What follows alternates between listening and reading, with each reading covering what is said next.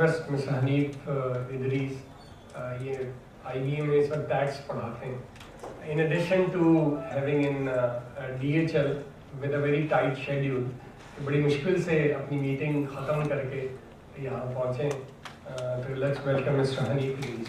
Senior Chartered Accountant.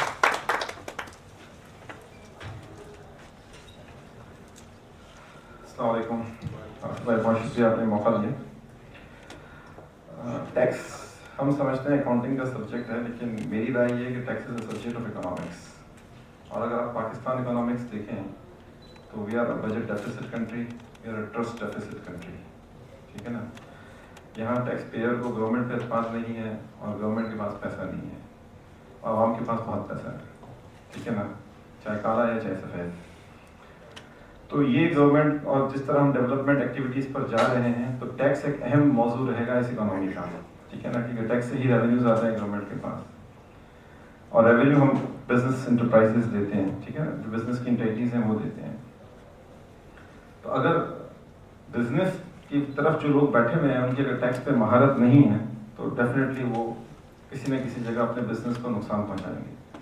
تو from a business perspective tax knowledge is very very important. اب یہ tax knowledge آئے کیسے؟ سارے تو چارٹرڈ اکاؤنٹنٹس نہیں ہو سکتے، سارے کاسٹ مینجمنٹ اکاؤنٹنٹس نہیں ہو سکتے، اور ہوتے بھی ہیں تو ہم بہت سارے سبجیکٹس پڑھتے ہیں. ٹیکس کا سبجیکٹ بھی ایک ون آف دا سبجیکٹس ہوتا ہے.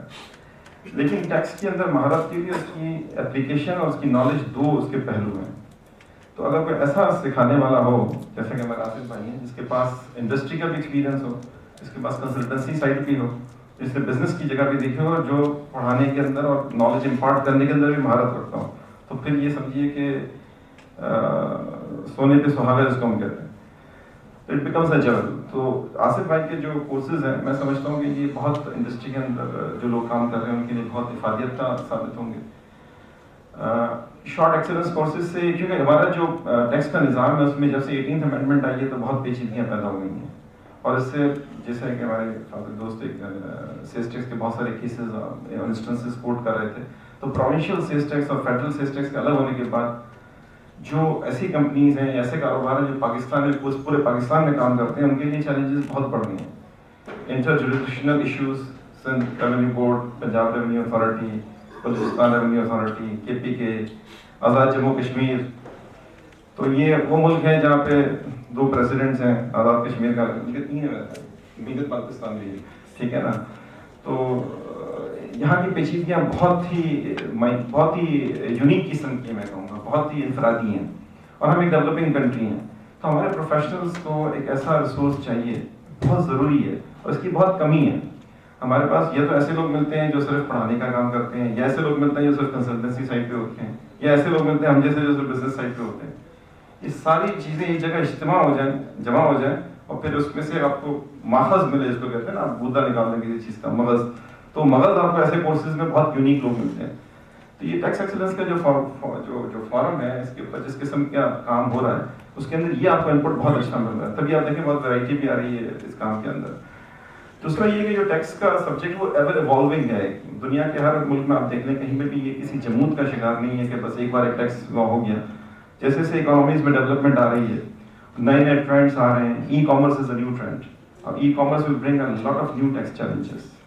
گلوبلائزیشن ہے، کراس بارڈر ٹرانزیکشنز کے اندر بہت ساری ڈیولپمنٹ ہو رہی ہے. ایک وقت تک آپ فارن کرنسی ٹرانسمیٹ کرتے کریڈٹ کارڈ پر ٹرانزیکشنز کرتے ہیں. اسٹیٹ بینک نے اپنا ای پورٹل بنایا ہوا ہے. تو ٹیکس کے اور نئے جدید چیزیں آئیں گی. تو اس میں ایسے دماغ اور ایسے لوگوں کی ضرورت ہے جو کہ ڈیولپمنٹ کے ساتھ بھی اپنے آپ کو پرسٹ رکھتے ہو. ٹھیک ہے نا. تو ٹیکس کا سبجیکٹ کسی ایک جگہ جمود کا شکار بھی نہیں ہے. It's ever evolving subject. Ever evolving subject میں آپ کسی ایک جگہ ٹھہر کے نہیں کہہ سکتے کہ جی میں نے اس کی حد حاصل کر دی. یہ لامحدود ہے. ٹھیک ہے نا. تو ایسے میں سمجھتا ہوں کہ یہ بہت اچھی کاوش ہے جو آپ نے شروع کی ہے, اور انشاءاللہ اللہ تعالیٰ آپ کو کامیاب بھی کرے. ہمارا بھی آپ کا سپورٹ ہے, اور انڈسٹری کے اندر میرا خیال ہے یہ ایسے ایکسلنٹ کورسز جو ہے نا ایون نان فائنینس کے لوگ بھی کریں تو بہت افادیت ہوگی اس کے اندر. کیونکہ آپ پیرول کرتے ہیں, پیرول ٹیکسیشن ہے, آپ کا HR انوالو ہوتا ہے, تو وہ کبھی کبھی بہت ساری جگہ اپریشیٹ نہیں کرتے ایسی چیزیں.